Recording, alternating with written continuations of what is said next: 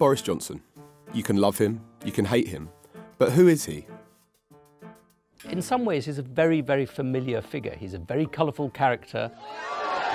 He has a very distinctive persona, and he's a global superstar. My friends, we export French knickers to France. Everybody thinks they know him around the world, but the more you look at him, he's really difficult to understand because there are at least two very distinctive Boris Johnsons. So let's find out more about who these two Boris Johnsons are.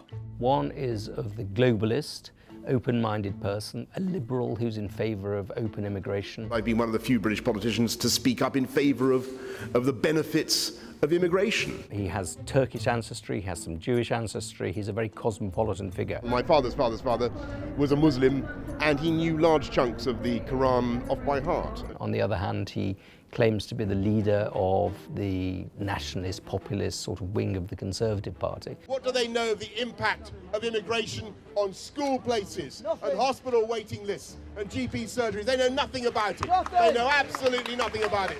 He's more recently talked about Muslim women wearing burqas looking like letterboxes and things like that. So two very, very distinctive personas there. But he's hardly the anti-establishment figure he claims to be. Boris Johnson is very much part of the British upper classes. And he's got quite a name to show for it. Alexander Boris de Pfeffel Johnson. He went to Eton. The English boys' boarding school educated Princes William and Harry, and also 19 previous Prime Ministers.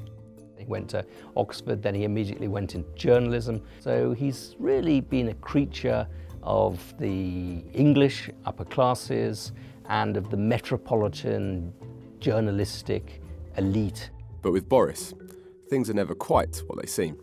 Well, Boris Johnson has an extraordinary history of lying in public. His first job was on the Times, and he was sacked for making up a quotation. Then he went on in the Telegraph to make a number of claims about the European Union, including the fact that they wanted to straighten bananas and things like that, which were either exaggerations or lies. During the referendum campaign, he appeared all around the country with buses, on the side of which were claims about Britain getting 350 million back from the EU. There is no evidence that he'll be good at being precise with his words, and there's a lot of evidence that he is willing to say things that are flat out false. Okay, so he's consistently inconsistent, doesn't rate facts too highly, and yet he's still flying high. How? Boris Johnson has enormous strengths. He is a very, very good campaigner. He was re-elected as Mayor of London despite being a Tory, and above all, he makes people feel good about themselves. I have nothing to say about this matter except what you say. Those are great and important qualities in a politician. They're not enough, but they're certainly important. So who is the real Boris Johnson? Clown, statesman, or something else altogether? I think Boris Johnson is a dangerous politician, the rather narcissistic individual who wants to be not just liked, but loved.